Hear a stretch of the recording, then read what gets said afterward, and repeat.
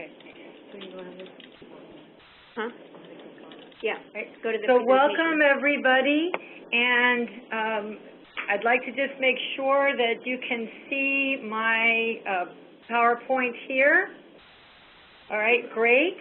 And then if you could keep in the background of your mind, what is it that you're looking to achieve by attending this year's Food and Beverage Show, and specifically by participating in the Women's Pavilion? So it's all about buying customers. Getting clear on your goals for the event allows you to get the most from your participation in the Women's Pavilion at America's Food and Beverage Show. Now, we don't typically think of our business as being in the business of buying customers, but you actually are, regardless of your industry, regardless of the kind of business, regardless of what you sell, in the business of buying customers. And as we go through today's presentation, you'll see how that is true. So here's how you can massively boost your number of new clients. There are 4 little-known strategies. The first one is your mindset is key. The second, the only 5 ways to multiply your profits. Third, buying customers starts with knowing your numbers. And fourth, how you can have an unlimited marketing budget. So we'll start off with your mindset. To make sure you get the most out of your learning today, and in general in life, you'll have to suspend the 2 words, I know. In the English language, we say that the 2 words, I know, are the most expensive words there are. Because the moment you say, I know, or I already know that, or I've heard that before, your brain shuts down learning, and you're off thinking about what are you going to have for dinner, or what are the kids doing, or something like that. So in order to get the most from your learning, you've got to keep an open mind and ask yourself, what could I learn today, or what could I learn from what I'm hearing and seeing right now that can help me to do a better job of business development, better job as a leader, whatever it is. So suspending the 2 words that I know.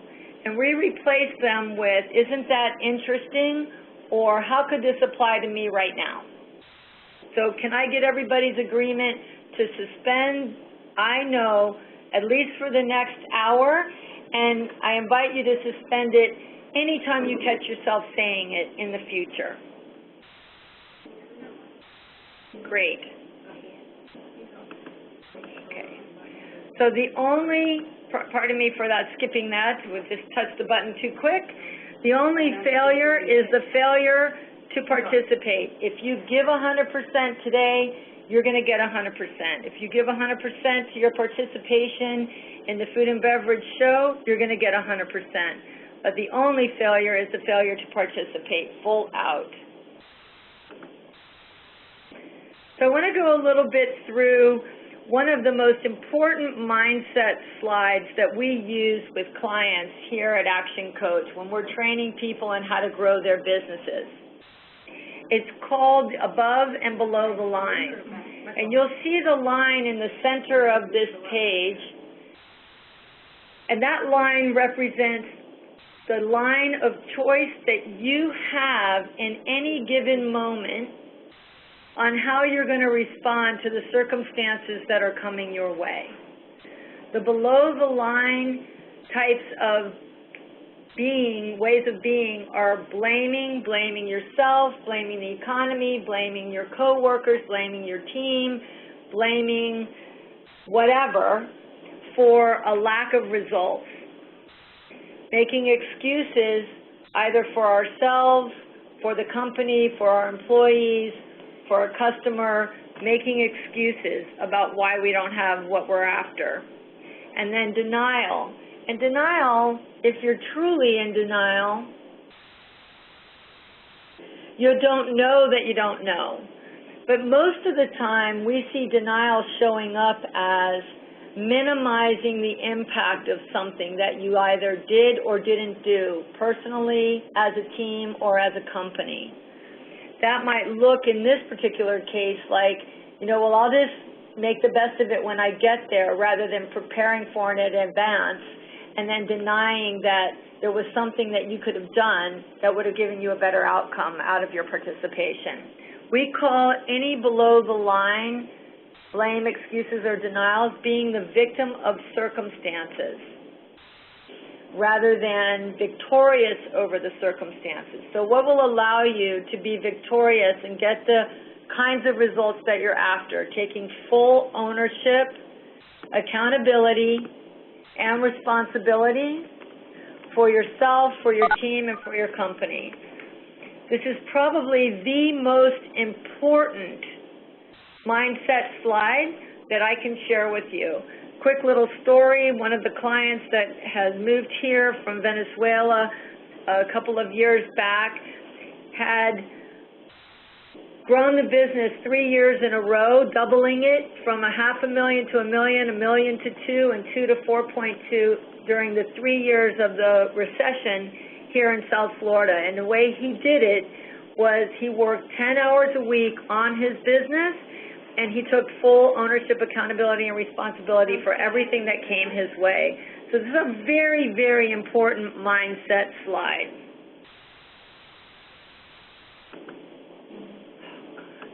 Okay, to make sure you get the most out of your learning, be sure that you write down your blinding flashes of the obvious in the webinar today.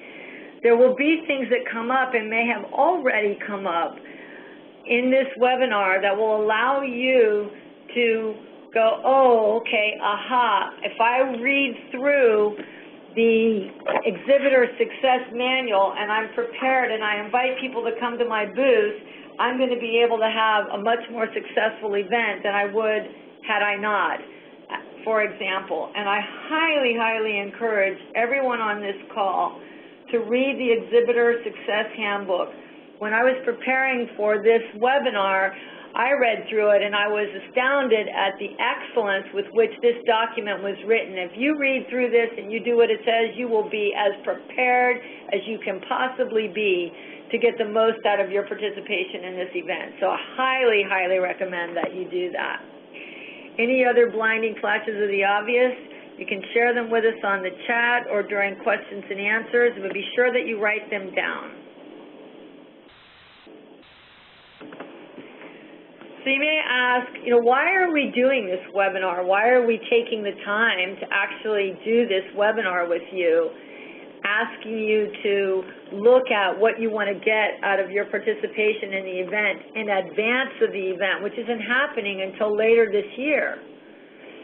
It's because we're setting your reticular activating system. Your reticular activating system is actually a true part of your brain. It sits in the pituitary gland, and what it does is it filters out anything that's irrelevant or unimportant to you, and it actually allows your mind to focus in on and be alert to the things that you say are important. So when you've articulated your goals, you set your reticular activating system to be the compass for your brain, and that will help you both consciously and unconsciously to get the most out of your participation.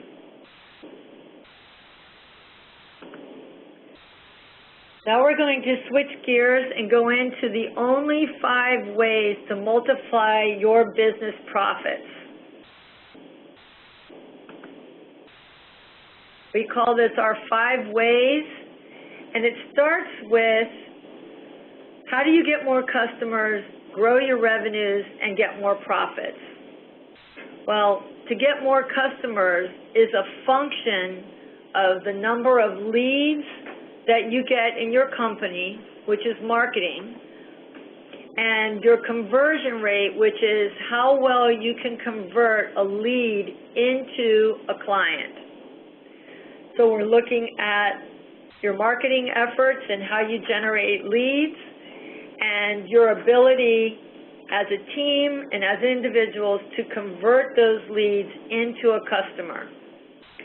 Once you have the customers, then it's a matter of how many transactions will that customer do with you in a given period of time, say a quarter or a year, and what do they spend with you on average when they do buy.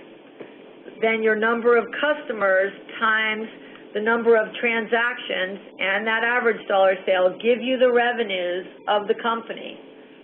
Now, of course, that's not the end of the day, because once you have revenues, you've got to multiply that times your margin, and that gives you profits. So you can see that the words, the number of customers, revenues, and profits are in red. Those are outcomes. And the words in green, number of leads, conversion rate, number of transactions, average dollar sale, and margin, are what we call the 5 ways, which are areas that you can impact to make a difference in the outcomes that you're after. So let's put in some numbers to illustrate how this concept works. So we've said that we've got a number of leads is 500. I figured in most all of your companies, 500 leads in a year is probably a very doable number.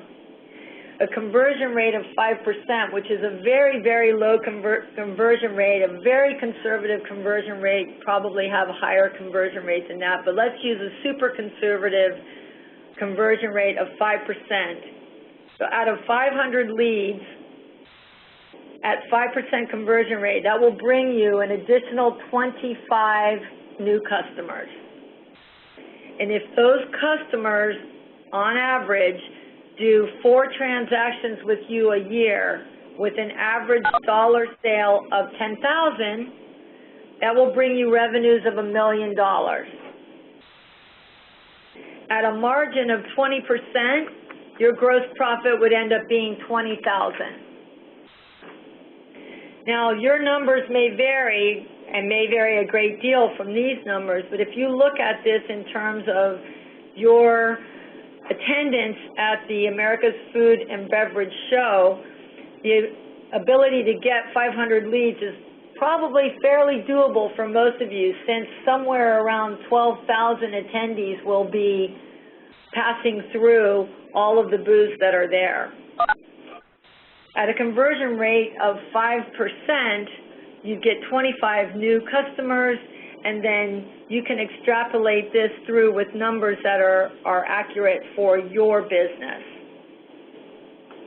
So let's look at, with a 10% increase in the number of leads and the conversion rate throughout this formula, you'll see that it goes from 500 leads to 550.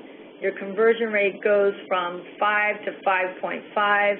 And then when you look at the number of customers, we jump from 25 to 30.25. Now, you can't have a quarter of a person. You don't just get a leg. So you can either round that down to 30 or round it up to 31. I encourage you to round it up to 31.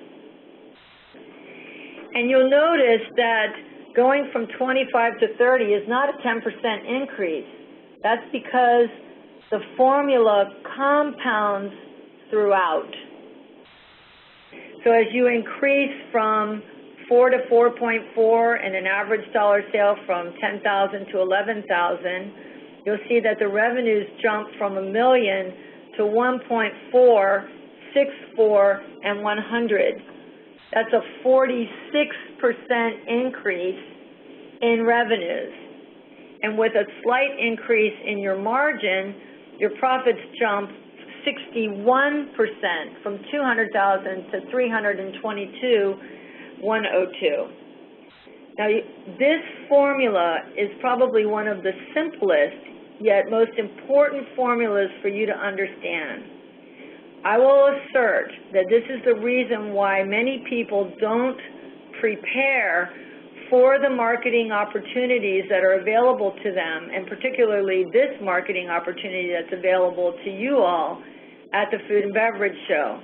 When you understand increasing the number of leads, being prepared so that you can increase your conversion rate, giving really great promotions and offers to increase the number of transactions and average dollar sales, and then making sure that you manage expenses, both cost of good and fixed expenses, will have on the profitability of your company. You'll start paying really close attention to how can I get that done. For fun, I took and increased from the numbers that I put in here by 100%, by just doubling the number of leads, so you could see the kind of compounding impact that it has on the profitability when you double the number of leads, your conversion rate, average dollar sale, and number of transactions. Now, that's not that easy to do, but I want to illustrate to you just the power of knowing these numbers and how it can impact both your revenues and your profits in the company.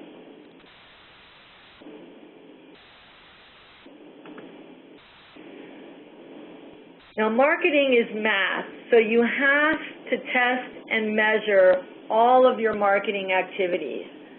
I'm clear that those of you who are coming to the Women's Pavilion have been invited to come here, and the investment in your booth has been waived. However, you still have an investment in attending this event. You have your flight, you have your hotel, you have any team members that you're bringing with you, you have your food and entertainment, and you have whatever marketing collateral material you bring with you. So knowing that investment and making sure that you get a return on investment is a really key and important aspect of knowing your numbers, because marketing is math. For every dollar that you invest in marketing, you need to make sure you're getting a return. And the only way that you can get a return is to test and measure those numbers that I just shared with you. Knowing your numbers, the number of leads you have, your conversion rate, your number of transactions, your average dollar sale, and your margin or profits on a sale.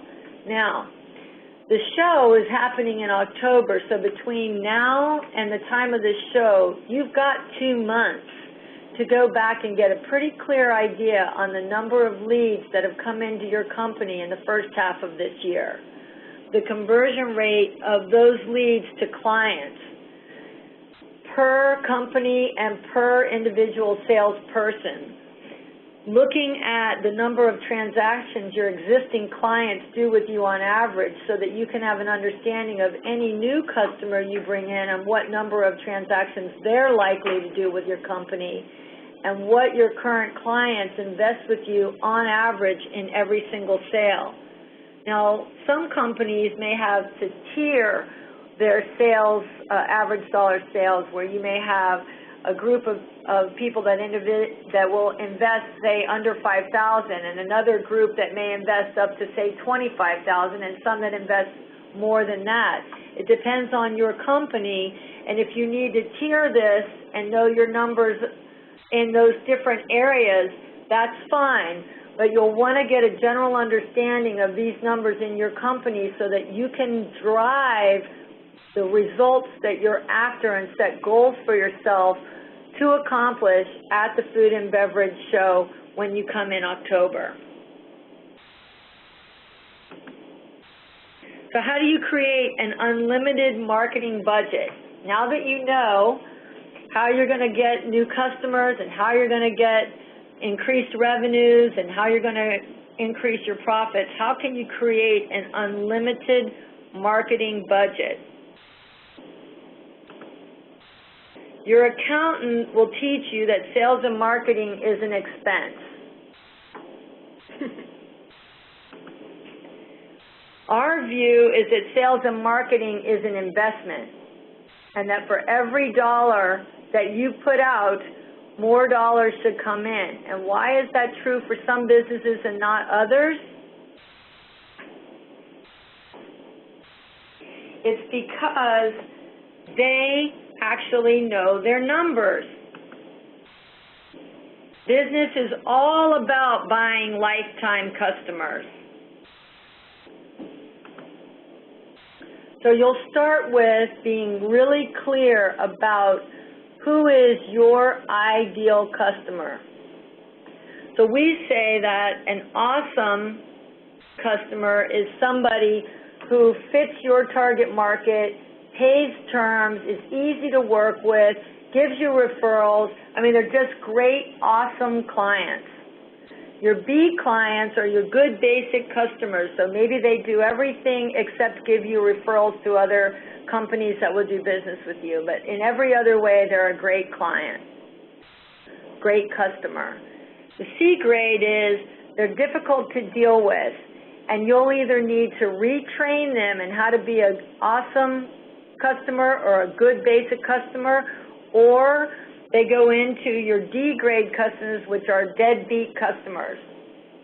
Now, the importance of this is that 80-20 rule called the Pareto Principle, where 20% of your customers are generally responsible for 80% of your revenues. Test me on this. Go back and look at your client base and see if this is true for you and your business. Out of every company I've ever worked with in the last 8 years, on average, this is very true. The opposite is also true. You'll have 20% of your customers that are responsible for 80% of your headaches and time dealing with complaints and upsets and breakdowns. So that 20% that gives you the most headaches and problems, you're better off letting them go or referring them to a competitor who might be able to better serve them than trying to get a D-grade customer to be an A-grade customer. And what happens with the A-grade customers when you're focusing all your time, attention, and energy on the customers that are deadbeat? You don't serve them, and they end up leaving you for someone else.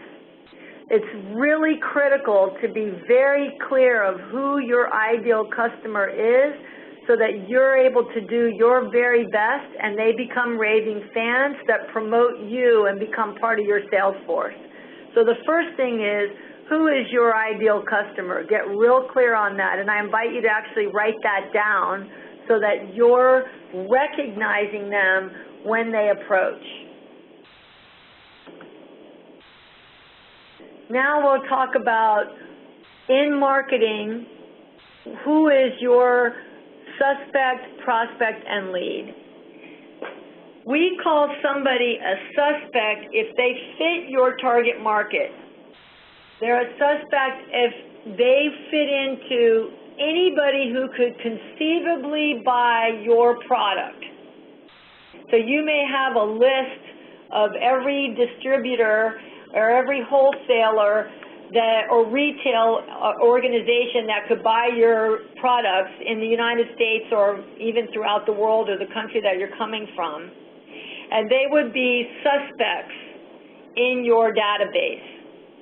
I'll just put in a little note. If you're not tracking your leads in a database, be sure that you start doing that, because an Excel spreadsheet or a Google Doc is insufficient. You need a contact management system that becomes your company's asset that tracks your leads and your clients or your customers. So anyone that could conceivably buy from you is called a suspect. Somebody is a prospect if you've marketed to them. So if you've got, I'll make up something, 5,000 suspects, and you send out a marketing piece, or you attend a trade show, and 1,000 people come by and see what it is that you have to offer, they now have qualified as a prospect. You marketed to them, and they're now a prospect. So you'll have a conversion rate from suspect to prospect, and you'll also have a conversion rate from prospect to lead. So what do we call a lead? A lead is someone that takes an action and you collect their details. So a lead would be somebody who raises their hand and says, yes, I'm interested tell me more. And that you then collect their details. Either you got their business card or they filled out some kind of a form for you, or in some way, shape, or form, you have a way of reaching out to them again. Now they're qualified as a lead. And then they enter into our 5 ways formula.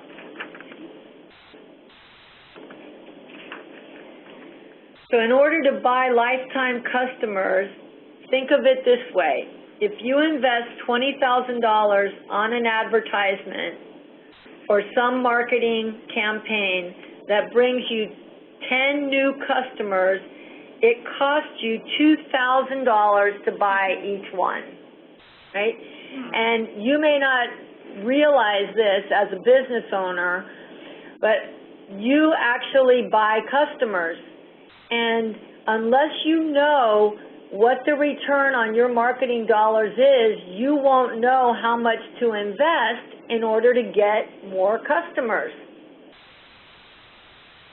But if you do know, then you can say, all right, if I want 10 new customers, it's going to cost me $2,000, then I need to invest $2,000, whether it's in a magazine or an industry magazine, to attract more customers. It may be in marketing materials, it may be on my website, it might be on search engine optimization, or it may be on how well I'm prepared for the Americas Food and Beverage Show and the Women's Pavilion. But you'll be buying customers with every dollar that you invest, and you must know what that return is. So we qualify that as an allowable acquisition cost is that you've actually invested less on that new customer than the profit on your first sale. Let me say that again. We call an allowable acquisition cost to get a new customer as less than the profit on your first sale. So if the profit on your first sale is $2,500 and you invested $2,000, then you have an allowable acquisition cost, and you know that you have a profit of $500, then bravo. I can buy new customers all day long, and I have no problem doing it no matter how much it costs, because I know when I do that, I'm going to make $500 in profit. An investment acquisition cost is it costs you more than the profit on your first sale. So if you actually spent or invested, as it were, $2,000, but you only brought in $1,800, then you actually lost profitability on that first sale, but know that that person will probably buy from you on average 2 or 3 times this year, and you'll make up for that in your second or third sale. As a general rule, you will not be profitable until you've made a second, third, or fourth sale with a customer. This is why, as owners, it's so important for you to know that the operations that serve the sale that got made and the customer service is so important, so that you ensure that people come back and buy from you a second, a third, and beyond, so that you ensure the profitability of that client once you get them. So the lifetime value of a customer, how often do they buy from you? On average in your company, how often does a customer buy from you? It might be monthly, it might be quarterly, it might be one bulk sale of, say, a container a year. You need to be clear on how often they buy from you, because once you bring in a new client, you can immediately know, okay, on average they're going to buy from me this many times this year. And then how much will they spend with you on average every time they buy? So you're starting to see this multiplying effect throughout for every customer that you bring in or your sales team brings in. Now think even further. How many weeks, months, or years do they keep on buying from you? An industry average is typically somewhere around 6 years. So now all of a sudden it's like, wow, bringing in that customer, they provide enormous value to my company. And if you can keep them longer than that, even better. The next area to look at in terms of a client's or customer's lifetime value is how many referrals do they give you? Maybe they give you 1 or 2 a year, maybe they give you 10 a year. How many referrals will they give you? And that tells you the true lifetime value of a customer. You can see why for every dollar you invest, why it's so important to take really good care of the customers that you bring in, because it's not just that first sale, it's so much more than that, and why operations and customer service have to be completely in sync with your business development efforts.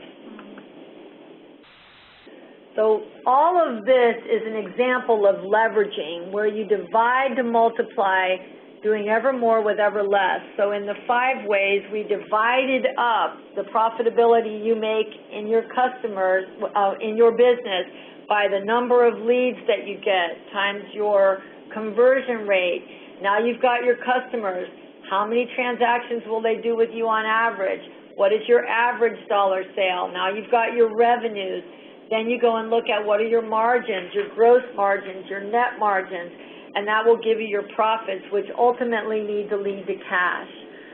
So if you do the work once and get paid long-term forever, then that's an outstanding return on your investment. So being sure that you're prepared for this event, that you have your database, that you're using a contact management system, that you have the training in place for your salespeople so they can make the most of it.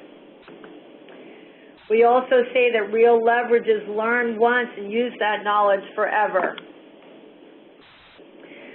This particular webinar, we were talking about the 5 ways, being clear on your ideal customer, being clear on operating above the line. Learn this once, use that knowledge forever. This is real leverage. Invest in marketing once and get clients forever. If you get clients from your trip up here to Miami in October that you keep for the next 6 years or more, and then every year you come back and add new ones, I mean, it's exponential, the growth that your company can have. So if you invest well in your marketing today, you can get paid for years and years to come on that client.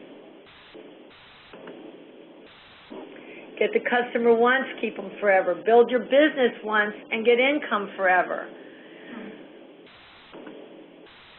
So we're going to go now to questions and answers, but let me just reiterate before we go to the question section of this, that this Exhibitor Success Handbook is probably one of the best tools that I have ever come across as a business coach when it comes to a trade show. I was so impressed with the quality of this Exhibitor Success Handbook that if you read this and you take on what I've shared with you this morning and you come here, you will absolutely have outstanding success out of your participation. Some of the things that are in here that I think are very, very important to go over just real quickly is when you lay a solid foundation for success, at closing time, you've got the next 90 to 180 days after the show where you'll be able to take advantage of the leads that you've gotten. You need to create specific outcomes and then the plans for achieving that outcomes. So it's not enough to just know what you want to get done. You have to drill down what are the specific action items that need to happen for us to be able to fulfill on this. Another one that I thought was great in here is that only 15% of exhibitors use the targeted pre-show marketing to identify and attract enough of the right people to their exhibit. So you want to be one of those 15%. I mean, they really need to knock that out of the ballpark, because there's no excuse for coming and not really being prepared to take advantage of it, especially if you're on this call. And I acknowledge everyone on this call for being on the call, because you're the kind of people who will absolutely make the most of this trip, and I really do acknowledge you for that. The last thing that's on here that I thought was a pretty important piece of information is that exhibition industry research shows that only 13% of the leads are followed up. So make sure that you have a process in place in advance to make sure that you're prepared and your sales team is prepared to follow up on every single lead that you get. So focus on preparing for your success in the show, and we'll now open up for questions and answers. Thank you very much.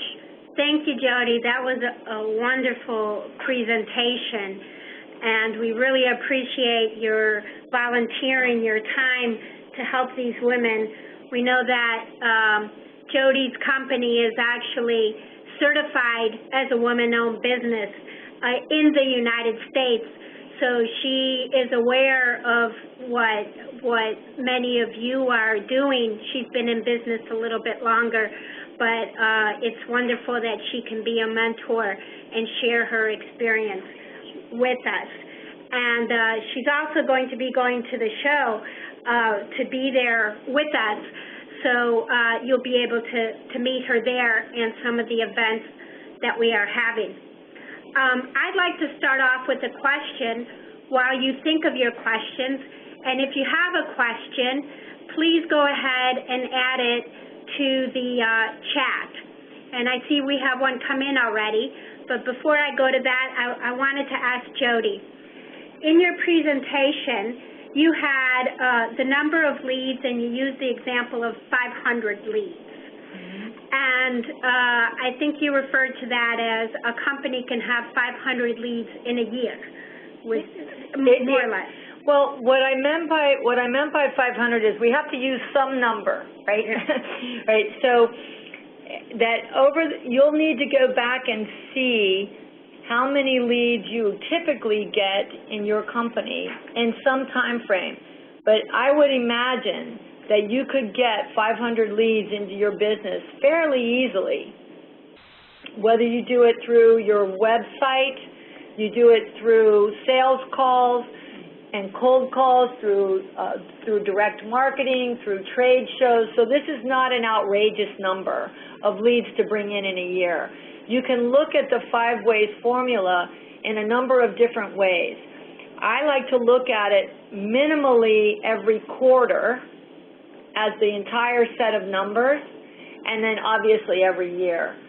It doesn't really make sense to go and look at the number of transactions or the average dollar sale in most businesses on a monthly basis, although I would highly recommend that you look at the leads that you bring in and the conversion rate on a monthly basis, and in some companies even weekly.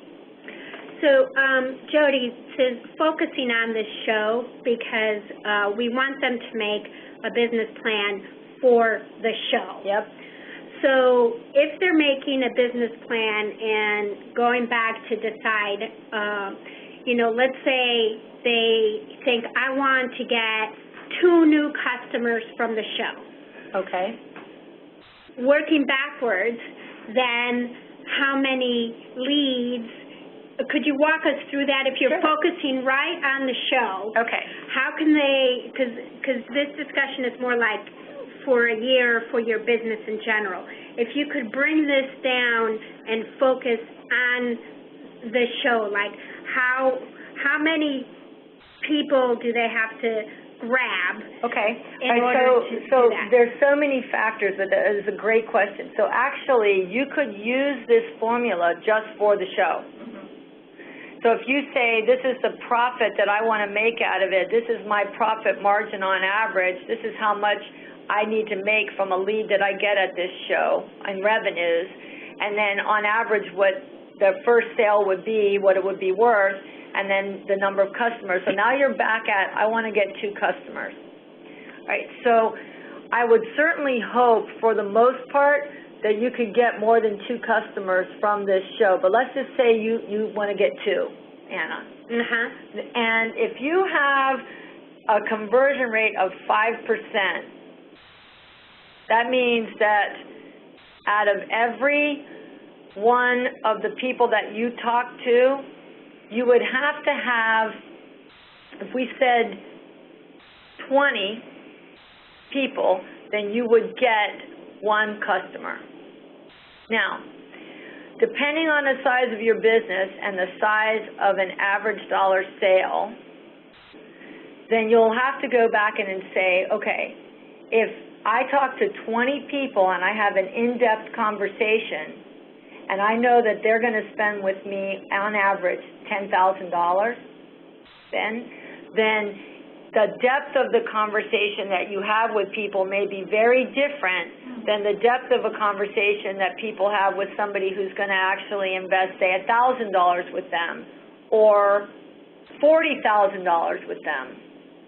But a 5% conversion rate would be 1 new customer out of every 20 people that you talk to. Now, if your conversion rate is higher than that, and I would imagine it probably is if you're the owner of the company, because no one can sell your company like you, right? So let's say your conversion rate, a typical conversion rate is more like 15%, right? Then out of every 15 people that you talk to, you're going to have a customer, right? So that's the world of how it works. So I think for them to plan, I think that they may want to look to see what is part of their overall business plan, what they could accommodate as far as sales. Yep. Because they have, if they get someone to buy from them, they have to make sure that they can deliver on it and deliver. That's very important. So an important thing might be for them to look at their business and see, according to my business, how much could I deliver, and what is the most that I could deliver, and then how would that translate to sales? It might be 2 sales, but it might be 1. It depends on the size of the sale. And the size of the company and your operations. Right. And I think one of the very important things you said, Jody, was that you're not chasing numbers. You're chasing quality. Yeah. And so I think that maybe going back and knowing what the amount or what you can deliver, and then follow Jody's calculations to see what does that mean as far as how many people you need to reach at the show. Yeah. See, when I'm training people that are clients of mine to go to a show, they have to have a clear objective of how many customers and leads they want to come back with. Right? So knowing that your conversion rate on average, let's say if it's 10%, so it's 1 in 10, or however what your conversion rate is on average, and you can use 10 to 15, 10 to 20% as an average conversion rate, then how many people do I need to talk to in order to bring in a new customer that will spend this much with me on average? And then, as Anna said, what is the maximum capacity that my company can deliver in terms of its product or service? Excellent. So I think we can turn to some of the questions that we've been getting.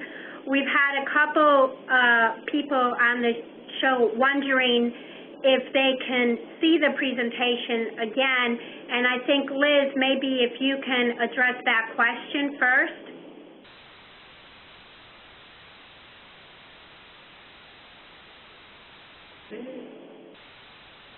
I think you're going to put a link on the website. Yeah. Liz? Okay.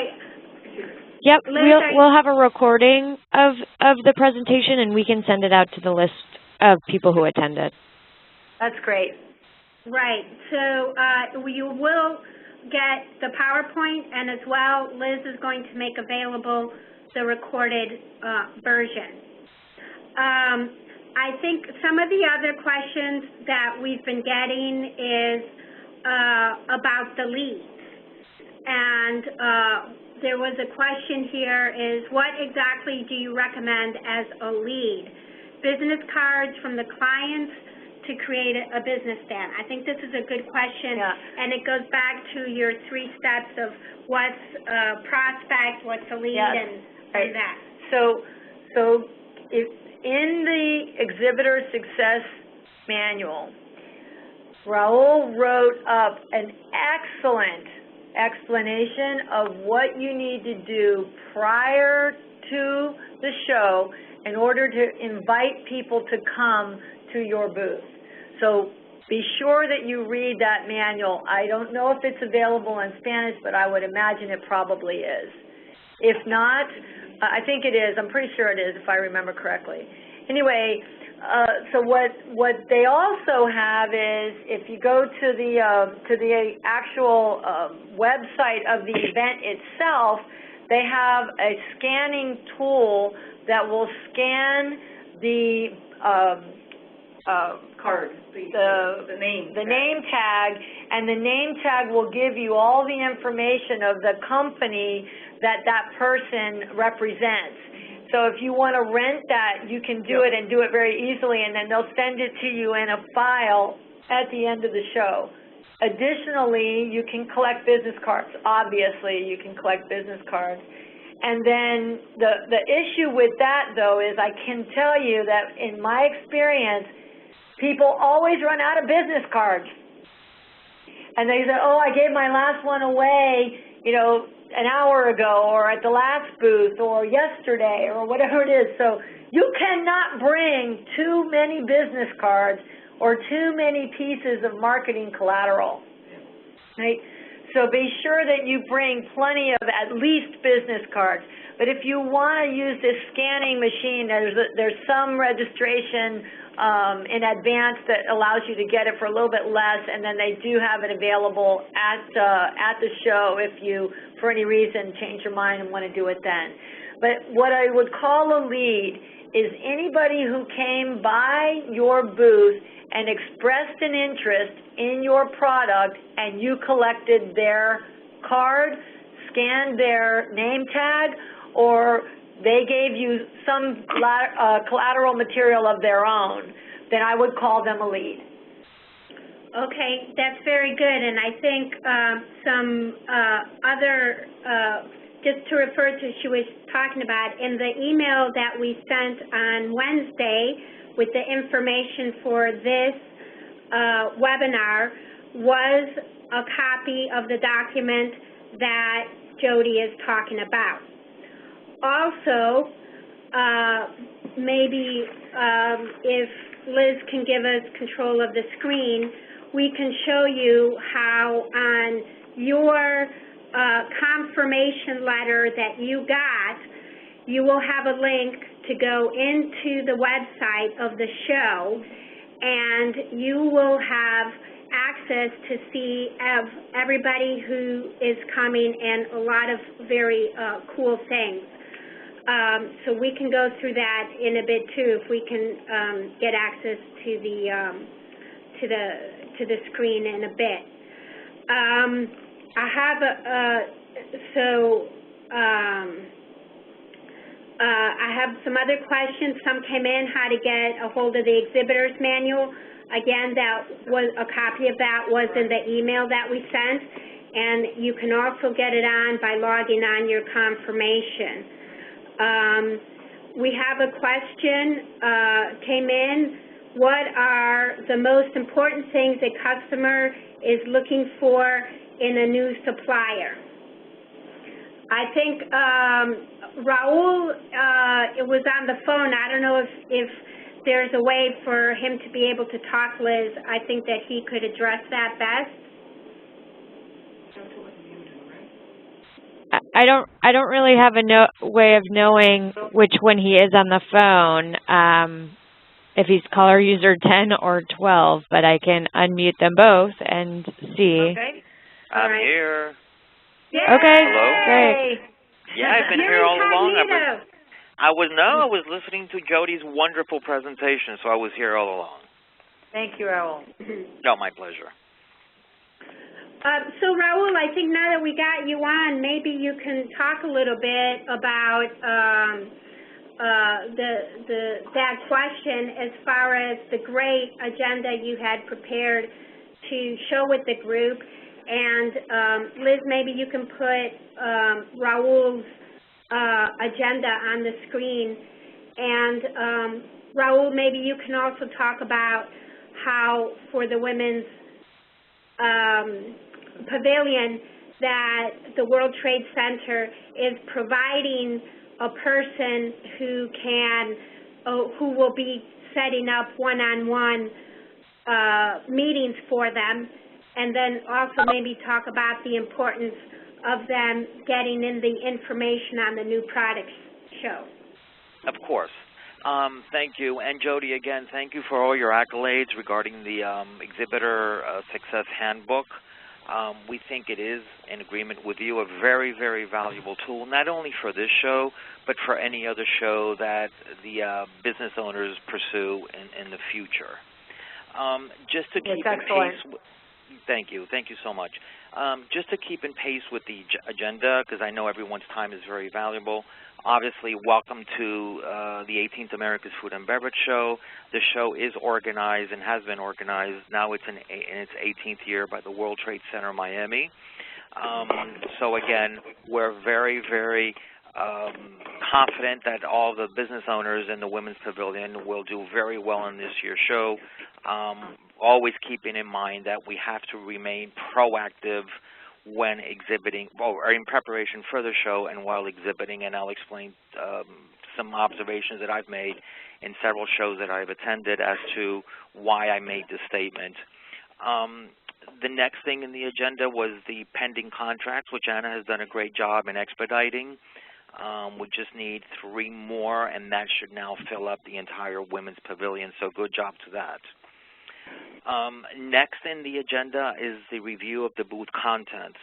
As you know, we provide each exhibitor with a turnkey, all-inclusive booth package, and as it's itemized in the agenda, it does include, of course, your 10x10 pipe and drape booth space.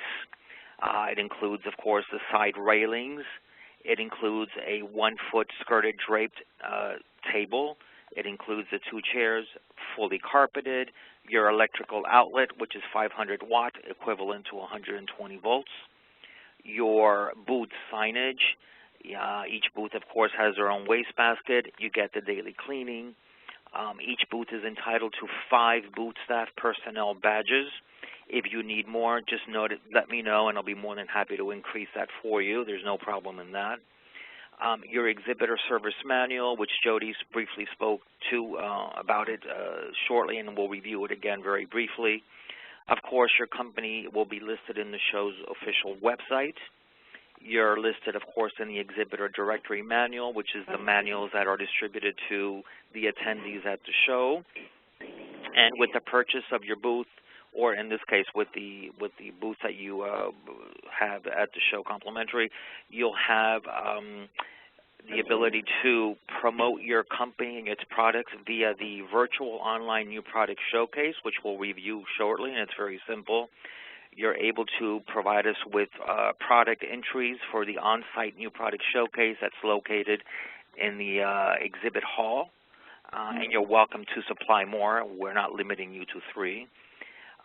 Your company is listed as a featured exhibitor in our monthly newsletter, and our PR company, who is run by Yendi Valdez, is providing extra promotions and marketing by several channels in social media such as Facebook, Google, Twitter, and some blogging. Okay. And to begin reviewing the exhibitor the exhibitor manual, if you could all log in to the show's website, I think that will be the easiest and most comprehensive and for all of you. So if you can just log into the show's website at www.americas, with an S, foodandbeverage.com, and then just let me know once you've logged in. Now, Liz, isn't there a way that we could do that and put that up on the screen? Yep, I can do that. And so that's www.americas, plural, foodandbeverage.com.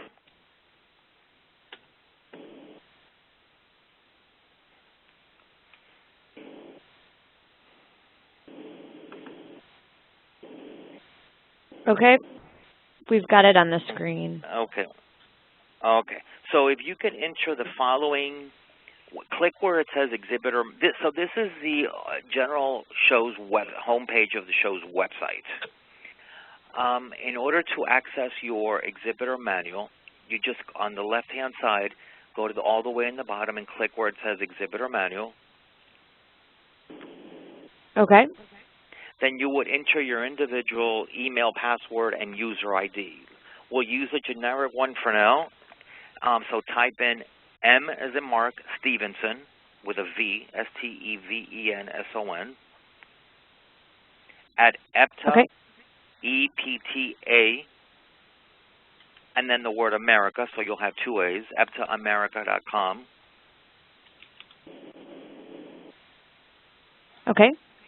Then on the, I believe it's a user ID, it'll be L, V as in Victor, D as in David, K. Is this the password?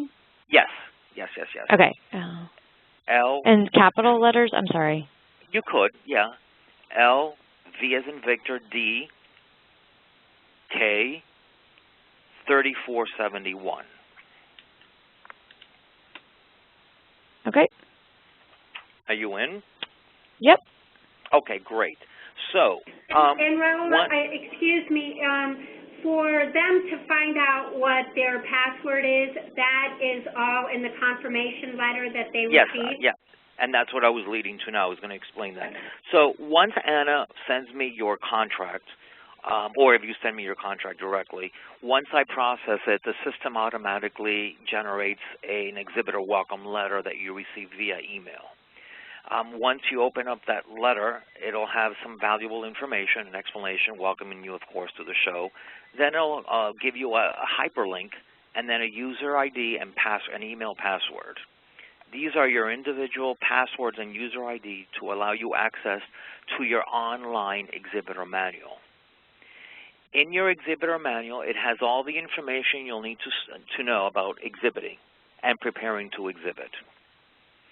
So, Liz, do you want to, should she click on Exhibitor Manual PDF?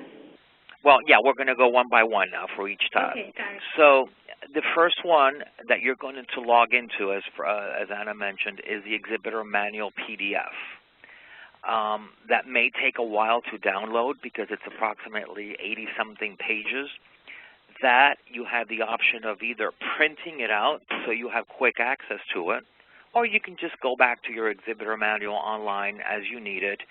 And this exhibitor manual has all the information that you'll need to know regarding the show dates, the show times, setup times, bringing down the booth, date and times, and all rental-related information, forms, if you're sending your samples, how to send them, what are the deadlines. Jody was mentioning about, asking for business cards. You can also purchase lead scanners, and it's got certain dates that you'll get it at a lower price, and then another date that you'll get it at a higher price. So it's where you can order food, plants, furniture, whatever you need. It's all-encompassing in the exhibitor manual. Is this clear? Yes. But are you looking at, Raul, I see two different things. Are you looking at the thing that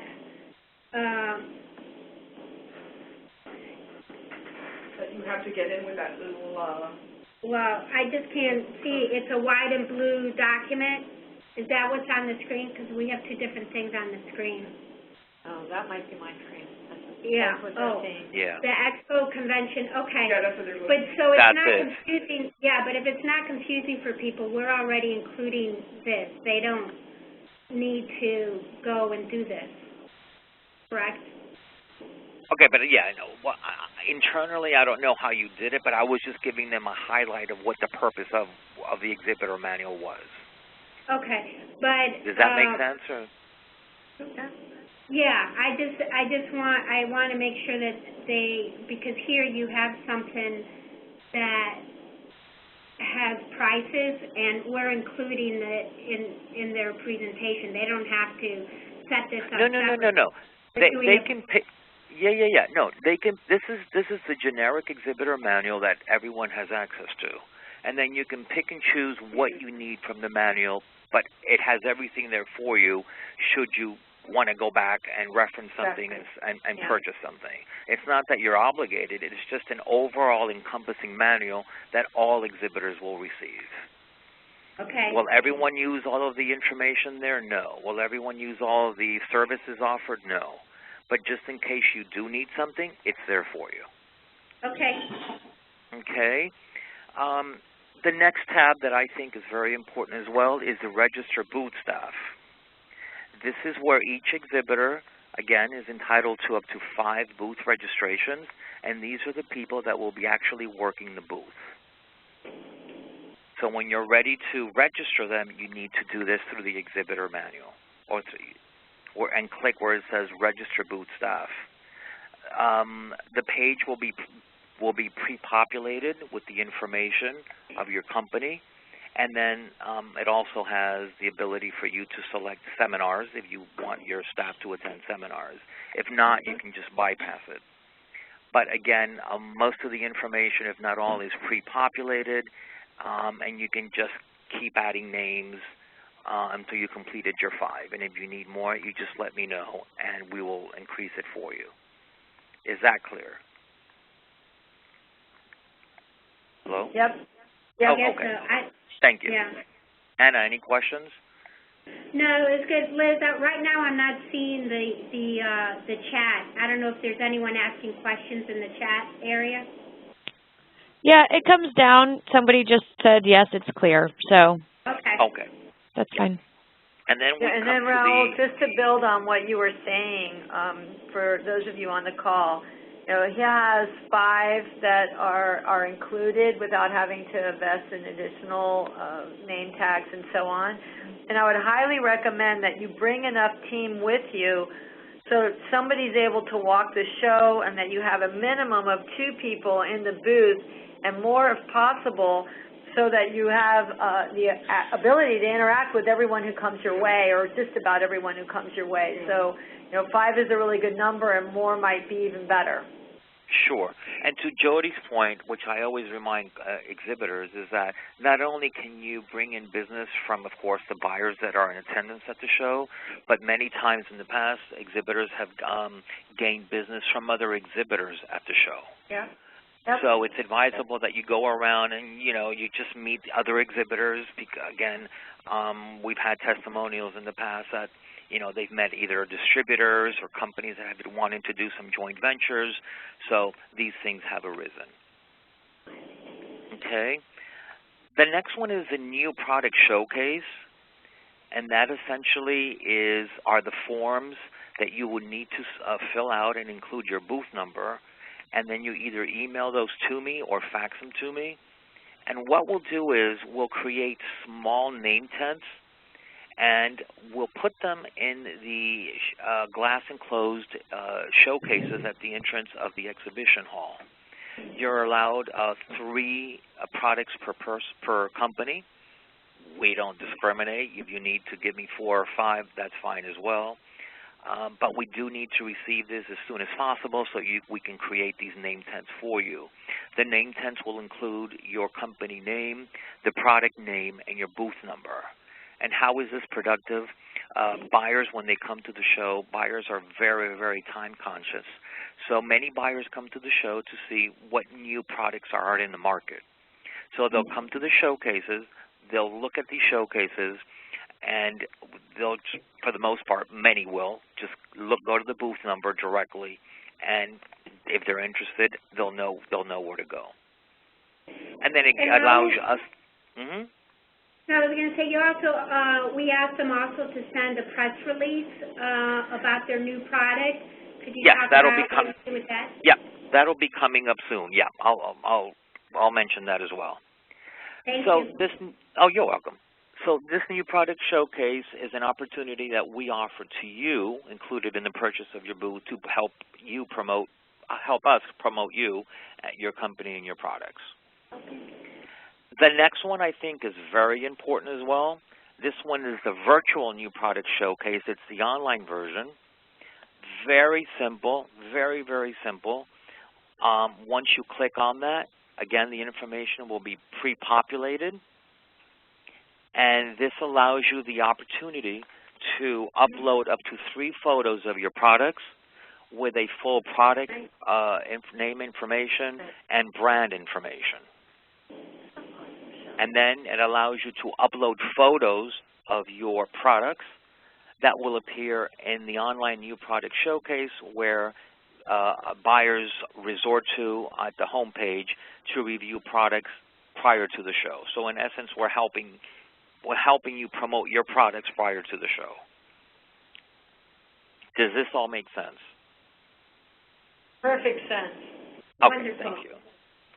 The next one is the hotel information. For those of you that are coming from abroad, it'll give you and highlight an array of hotel information, including their rates, along with the links of the travel agency that will help you in booking your hotel.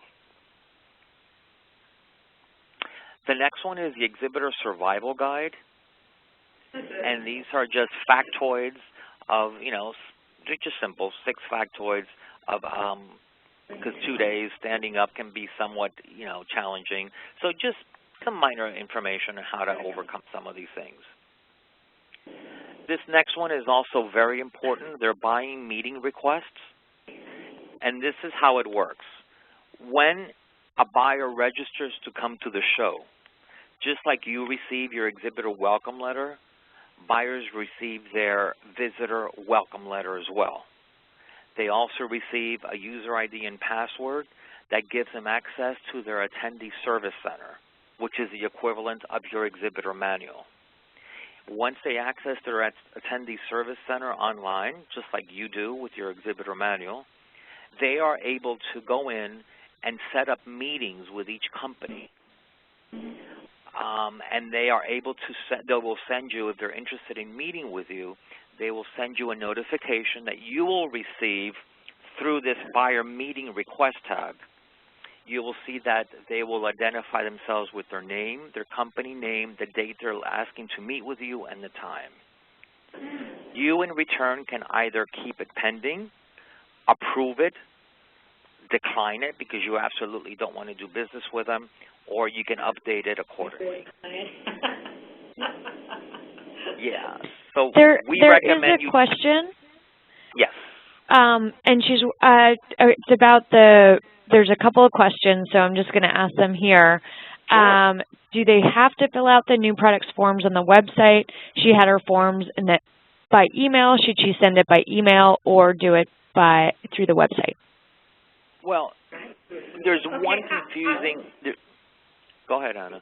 Yeah, no, Raul, it's just that everybody who has sent me their contract and has gotten their confirmation, I have sent them the form for the new products website. I have sent them the rules, and I have sent them as well a sample press release for that. Well, you provided that, Raul, so thank you.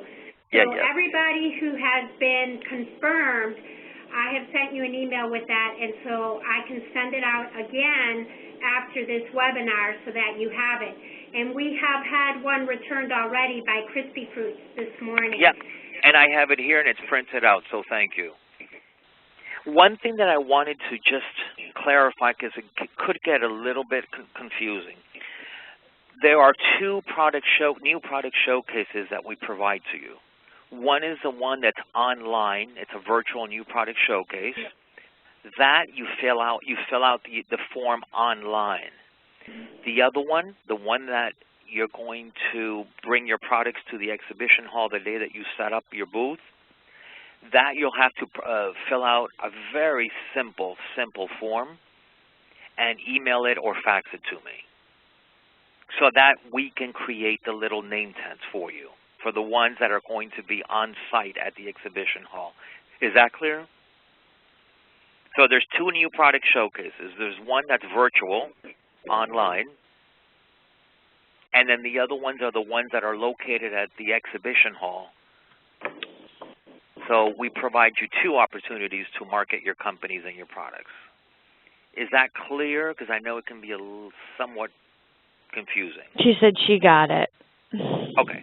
So the one online for the virtual new product showcase, you're going to complete the form online and upload photos of your products. The ones for the exhibition hall are the forms that Anna sent out. You just fill them out, very simple information, and either email it or fax it to me. Okay? We reviewed the hotel information, the exhibitor survival guide, the buyer meeting request. I recommend that you check this once a week to see if there's any buyers that have made any meetings with you or requested any meetings with you. Do not get discouraged if you don't see a lot of meeting requests.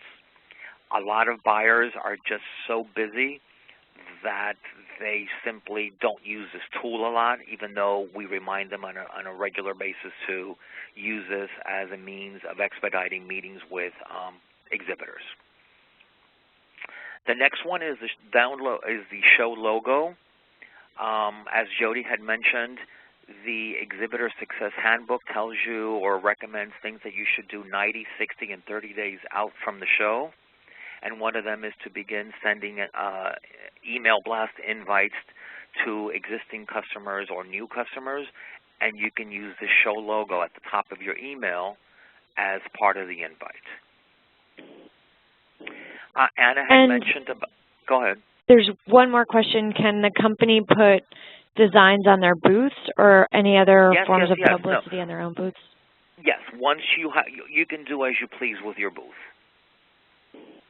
And it'll have, in the Exhibitor Manual, it'll give you the limitations as far as if you want to put music in your booth, it can't be higher than, X amount of, I don't know what they call it. Decibel level. Yes, that's it. So as to not disturb other exhibitors, and it just names a few limitations, but it's not a lot. But yes, you can decorate your booth as you please. Anna had mentioned the press releases. Also, as part of your booth, all-inclusive package, you are able to email me, or Anna, and she'll email me, a press release that Anna has already sent out a sample, so thank you, Anna. And these press releases will upload to the show's website, and this is where buyers will also review these press releases, and it gives them a background about the the exhibitors that they will be interested in meeting, or exhibitors in general. I highly recommend you send your press releases, the sooner the better, so that you can take advantage of buyers that are browsing through the show's website. The lead retrieval form is the lead retrieval scanner that you can scan the buyer's badge, and you can select what information you want to capture from the buyer's registration. Within 24 hours of the show ending, you will receive an Excel spreadsheet with all of the leads that were captured using the lead retrieval scanner. And they're very punctual. The company that does this is very punctual. The last one is shipping information. This is that applies to shipments, of course, of your samples to the show. They're frequently asked Q&As, and it also gives you the contact person at the convention center if you have any information, and it also gives you timelines, with dates and so forth and so on. And then finally, we recommend that every time you are done with your exhibitor manual, that you log out. The next thing I wanted to review is the one-on-one buyer meetings. We have contracted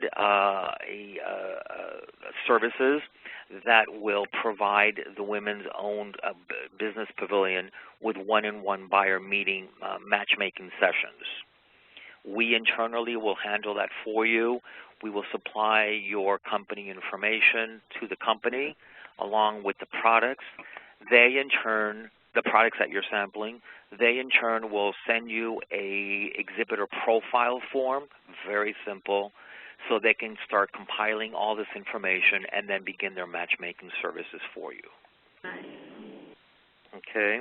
I wanted to share one testimonial because I always say to my clients that, of course, we would love for you to have 20 or 15 or 30, contracts that you're able to establish at the show.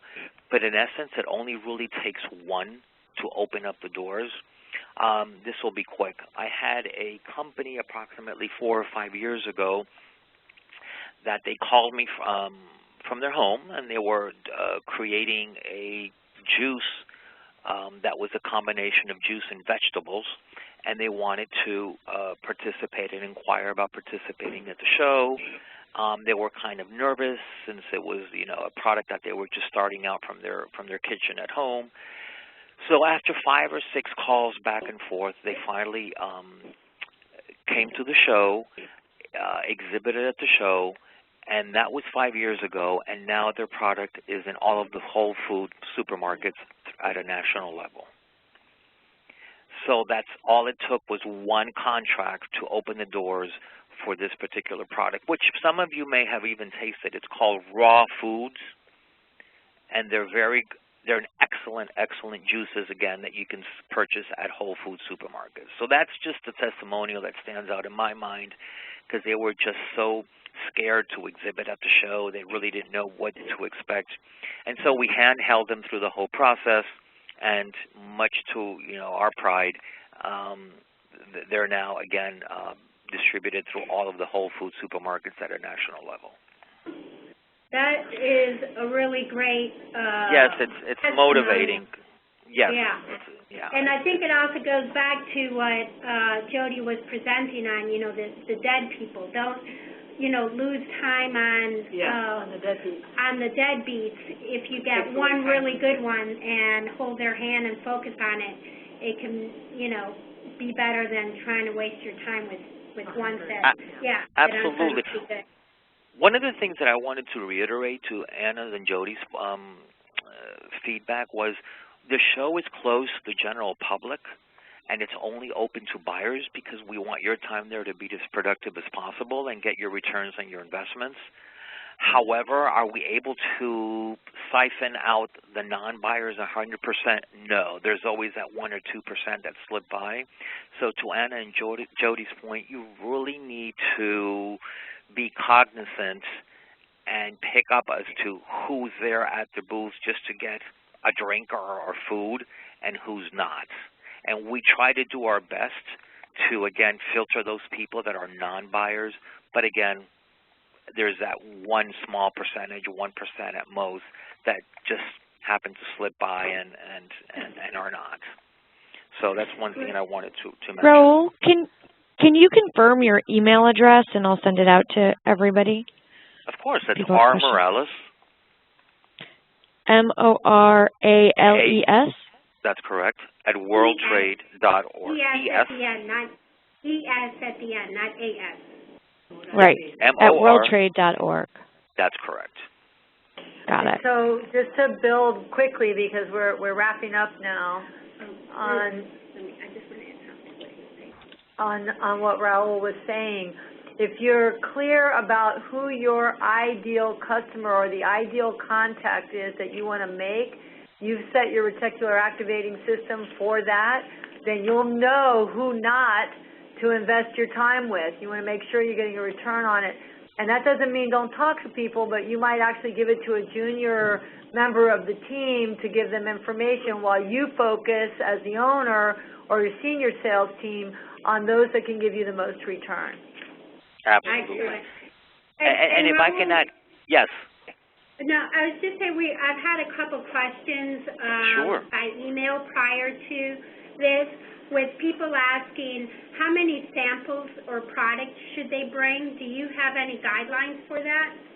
You know, we don't have any set formula that tells us how many either. Some exhibitors will pour samples in small plastic sampling cups. Others just prefer to bring in and give out the bottles. So it really is relative to each exhibitor. Again, I say that our average attendance is in 9,000 plus. Are you going to be giving out 9,000 bottles? No. Will all 9,000 people that come to the show stop at your booth? Possibly. But are you going to give out sampling to someone who's really interested in looking for produce and you're really selling beverage? Probably not. So that's really always been a very difficult formula for us to come up with how many you should bring.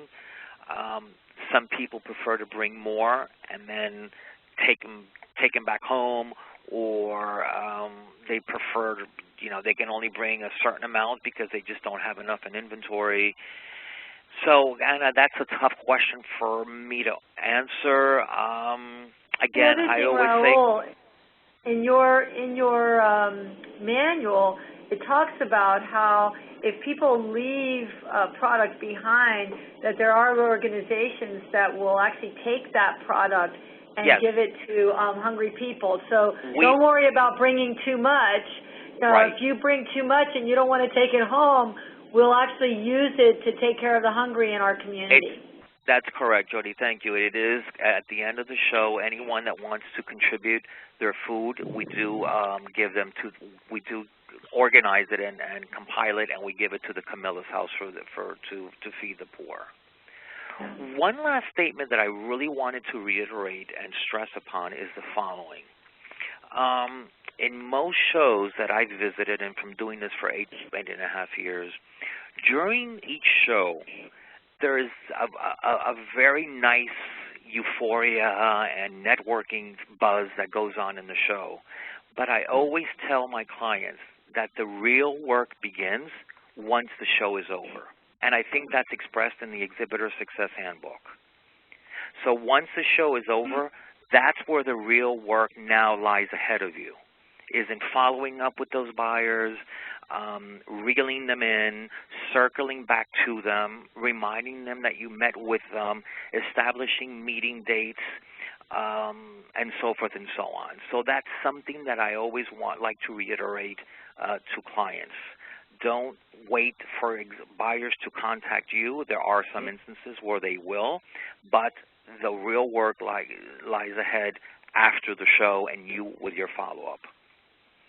And one last thing that I need to throw in is when I've gone to shows and I walk through booths, I see so many staff members just sitting there speaking amongst themselves and just buyers walking by and not being proactive in reaching out to them. As Jody had mentioned before, each buyer that walks by your booth is a potential contract.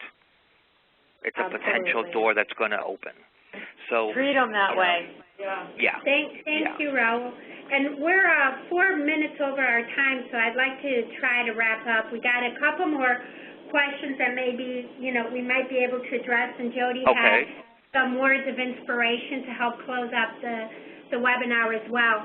I also just do want to mention that we're working with WEConnect and with the Women's Business Development Council of Florida to have their corporate members also be aware of the show, and although it isn't an official event of theirs, that they will be working with us to reach out to the corporate members and their buyers, and we will be giving them, the World Trade Center will be giving them free access to the show, and we will encourage them to come and participate and provide those names to the gentlemen who will be setting up your one-on-ones. Great. Awesome. Okay, so we have two last questions here. The participants have to pay the taxes or insurance. They will, I think this goes back, we might have to get back to you on the insurance, but are there any taxes that they have to pay? No.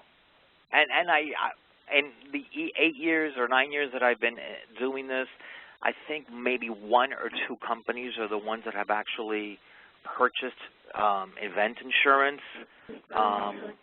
Again, that's relative to each company of how they want to pursue it, but no, there's no taxes involved. Yeah, and on the insurance, we'll have to get back to people because at one point I think Charlotte had said she was going to see if she could get the women's pavilion covered under the World Trade Center. Great. We'll have to follow up and confirm on that. Yeah. That works. One other last question is, can we sell some of our products if people want to keep it or taste? We're going to give out samples, but can they buy them? Or can they sell it? No, to keep the integrity of the show and to keep the concept of buying in, large portions, it is not a cash and carry show.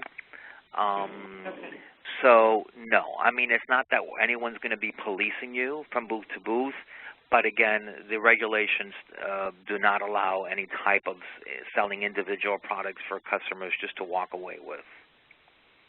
Is there Wi-Fi access?